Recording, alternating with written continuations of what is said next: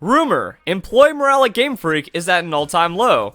Also, a Pokemon Sword and Shield launch event featuring the developers has been mysteriously cancelled, and Junichi Masuda was attacked on Twitter for saying thank you.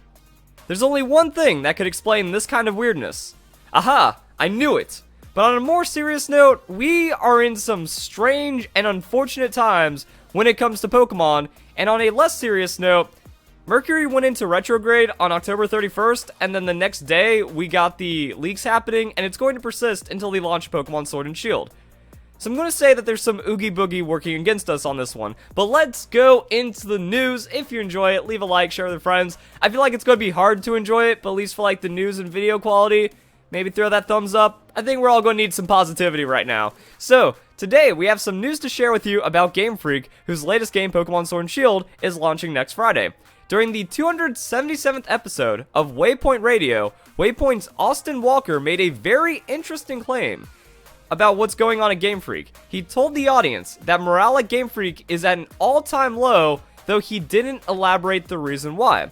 If what Walker said is true, this could mean that employees at the studio are aware of backlash of cutting Pokemon. They definitely are, because of the interviews coming out. Like, Junichi Masuda even knows about the 5-minute Pokemon challenge. The people that were, like, trying to model a Pokemon 5 minutes, because one idiot was like, well, if you take all the employees at Game Freak, and you give them 5 minutes each for the new Pokemon to bring them in the Sword and Shield, then we have the entire dex. So, even like the niche stuff he knows about, he says he reads comments, he says he reads social media, it's also really hard to ignore the thousands and thousands of people brigading you on every comment, even when you're cheering on someone's wedding, and then some ill person says, bring back National Dex. So, they're aware of it. The question is, how much is it getting to them? So I was also wondering if this had anything to do with the leaks, because I think that would be the ultimate morale killer. After doing everything so strict, so tight, trying to keep it to where no information get out, leaks happening once again for the manyth time in a row. Can we count Omega Ruby now Sapphire? Because that was the data mine from the demo ended up happened for Sun and Moon.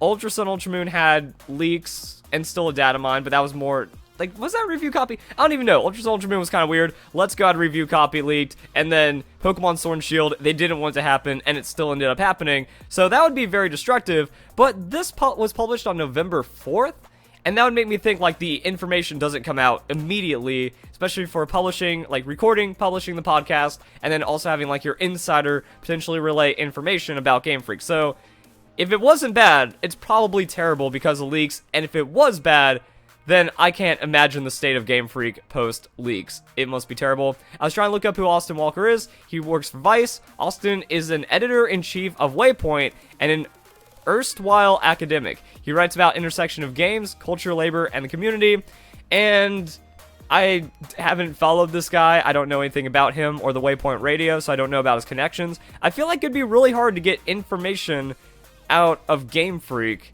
just so randomly, especially if morale is low, but if this is true and he does have some information, then that is not a good thing. And that kind of relates to this. We have a Pokemon launch event being canceled. The launch event for Pocket Monster Sword and Shield, scheduled to be held at Sunshine City Fountain Square in Tokyo, has been canceled, or will be canceled, for operational reasons. What does that mean? You know, does this story relate to this one, or is there something else going on? Or is it because of the threats? That now that everyone knows the full amount of the decks because of the leaks, there's been more anger, more outrage, even on Japanese social media directed at Junichi Masuda, and have they canceled it because it is now literally too unsafe for the developers of Pokemon to make a public appearance. People are mad at me. People are like, oh, Verlicify, you are so negative. You need to, why are you so negative? Why are you so upset? Why do you call Pokemon community toxic? This is why. The creators of a children's game, and not just any children's game, Pokemon, are being harassed to the degree that they can no longer make public appearances. I am not going to sugarcoat this. I am not going to pretend that this is not happening, and I'm not also going to pretend that all of the other ill people attacking, harassing developers, claiming that it's just criticism, even though it is only attacks at this point. If you are still tweeting about the National Dex, how many months is this? 5 months after all of this news has come out? 4 months after it's been settled by the developers with their message to Pokemon fans? If you are still in any camp of this. You are not a Pokemon fan. You are not doing what's best for the games. You are only attacking the developers. That's what's happening here. And if you're tired of me saying that, then you are the problem as well, because this cannot stand. And if you support anyone like Distant Kingdom, anyone sharing any negativity about the games, you are the problem, because this cannot stand. But also, it gets even worse. Japanese Pokemon fan slammed Junichi Masuda for making a heartless tweet towards another fan. The heartless tweet literally being, thanks. Pokemon's toxic. I have been warning about this for years. People laugh at Verlisify. People attack, defame, slander, do all the worst things about it to me, which would only just kind of prove the toxicity and how dead the Pokemon community is even more. But now we've hit peak, guys. As we approach the launch of Pokemon Sword and Shield, Japanese Pokemon community has started slamming Junichi Masuda, the producer of the games, for making a heartless tweet that is related to the cutting of a Pokemon. It all started when this user tweeted Masuda photos of her Bayleaf and Bayleaf nails. She showed Masuda her Bayleaf nails and told him she's looking forward to the launch of Pokemon Sword and Shield with my dear Bayleaf. Junichi Masuda retweeted, thanks. This is what Junichi Masuda does. If you go on to Junichi Masuda's Twitter, oh, not that one, this is also another weird one. Pokemon Company is apparently saying they're holding off on sending out review copies because of the leaks. I thought that was already happening anyways, but if review copies were planning on going out before the leaks, then that's actually really bad. I have Junichi Masuda's Twitter pull up. But this is Junichi Masuda. This is what Junichi Masuda does. He retweets thank yous. He retweets all of these supportive things about people sharing the works of Pokemon. So, he does this. While it may seem like an innocent reply, what this person probably doesn't know is that Bayleaf and the entire evolutionary line have been cut from Pokemon Sword and Shield. I mean, there's no way to transfer Bayleaf into the games, thus Japanese fans called Masuda's response very heartless, as it could have raised their hopes that Bayleaf made it into Pokemon Sword and Shield. That's all on them, and not Junichi Masuda. The leaks happened. The developers cannot acknowledge the leaks in any kind of way. They also can't hint as to what Pokemon are in the games or not. Also, if you look at the Pokemon anime has already shown Pokemon in the anime that are confirmed to not be inside of Pokemon Sword and Shield. So the franchise moves on. For the purpose of the game, they have made it to where there's not 1,000 Pokemon inside of it. I applaud Game Freak for the decision. For the rest of Pokemon, like even though they did say looking forward to launch Pokemon Sword and Shield with your deal Bayleaf, that doesn't mean like you have to be looking forward to it with your specific Pokemon inside. And if you're trying to bait Junichi Masuda, that's more disgusting than the responses that Junichi Masuda is getting, or what are more heartless than what Junichi Masuda has done. And he just says thanks. So yeah, Junichi Masuda has no responsibility to his people, but I can imagine if this keeps contributing to the negative morale, or the rumored negative morale at Game Freak. You know, it didn't really seem that way. We have the Game Informer interviews. We have a lot of other information coming out. They seem alright. You know, James Turner could probably use a couple extra hours of sleep for a few more days, really just kind of perk himself up. But Omori always has that stern look, and Junichi Masuda, he's been a little jovial. He's kind of on and off as he is, and he keeps tweeting regularly, and he seems supportive of the community. So he has a really good PR face if things are actually bad in Game Freak. And then in some of the other Game Informer things, they show the offices at Game Freak. People are working. People are doing their thing. Japanese culture, they can take it. Or if it's getting to them, that's actually really bad, because Japanese culture should be able to take it. It's very, very tough what the situation we're in right now. But then like framing Junichi Masuda to attack him for supporting a fan, that's just wrong. But once again, Pokemon has become pure toxicity at this point over incredibly reasonable decisions that needed to happen. Then we have like these replies. Will I be able to transfer my Pokemon from Let's Go to the new title in 2019? We made a bad memory back when you couldn't transfer Pokemon into the new game, Generation 2 to 3. We want to prevent that from happening again. That was in 2018. So people have been like bringing up like that old one where Junichi Masuda was like, we don't really want to cut Pokemon. But that was like several hundred Pokemon ago, so it eventually became a necessity. This is something completely different and unrelated. This is about not being able to transfer your Pokemon.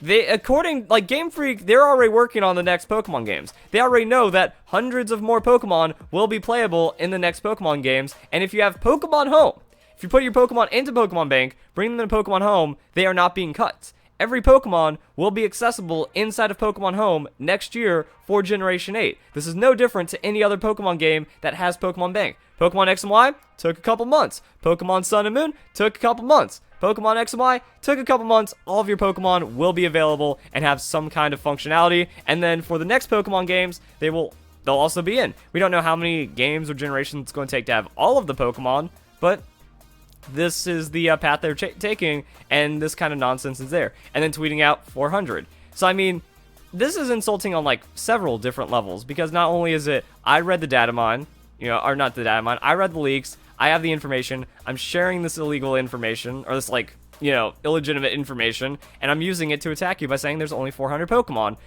So, yeah, there's, all Junichi Masuda wants to do is support a fan with a Gengar cake. He's not allowed to tweet, he's not allowed to do it, but he keeps on doing it anyways. So that's what I mean, like, how is that for the morale? How's that for the support? I have no idea. And then we go to this Pokemon Company. Some people may still get them, but people are being told it's not happening.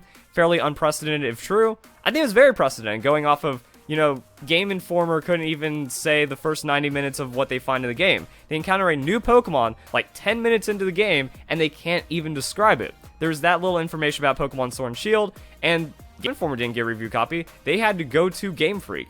And same for Polygon. They had to go to the Game Freak Media Tour to be able to just get a demo of the game and then write a restricted review of what is inside the games. They say the games are incredible, they just can't give away any spoilers of the first couple minutes of the game. The damage is already done. This will restrict discussions about the game among the press. No, we already have our discussions.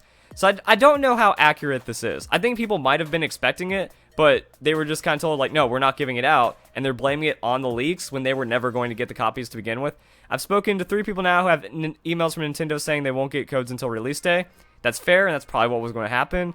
I think there will still be reviews from the big sites. They were just severely restricting who gets to them. It already happened. The 90 minutes already happened. So I don't know if this is what that's about, because anything about review copies being intended after all of this happened just seems completely like it wasn't going to happen to begin with, and these leaks don't change a thing. So we got some craziness going on, maybe spread of misinformation, maybe just some misunderstanding, but I don't think it restricts any discussion or affects anything about the games, and it's not like Game Freak is trying to hide anything. They have the best Pokemon games, and they want us to enjoy it for ourselves for a change. So bad about that, And that's what we have for the news today. So, weird, crazy stuff going on. I'd like to see, like, more information coming through about this. Like, if there's not any elaboration, like, yeah, Game Freak is at an all-time low. It is a writer for Vice, so the dubiousness of how accurate that news is, or how politicized it is questionable. And then we'll kind of see if anything else develops or anything else kind of comes through with it. And then other things around it are happening, and then they're just big things. So yeah, you can't even say that as if nothing happened despite cutting Bayleaf, huh? That's too cruel. Psychopath. People actually calling Junichi Masuda a psychopath for thanking a fan. Can we even bring Bayleaf Sword and Shield? He's not allowed to disseminate that information, so how about just appreciate Pokemon? We can't anymore, because the community's dead, and yeah, I'm going to try to slide this in like I do, because you guys just lost your way, and then you attack people that are about passion and loving Pokemon. I'm the most passionate, I'm the most legit Pokemon player, I'm the most hated. It's all starting to come together and make sense, isn't it? So you guys enjoy the video, hope you all have a nice day, thank you very much for watching.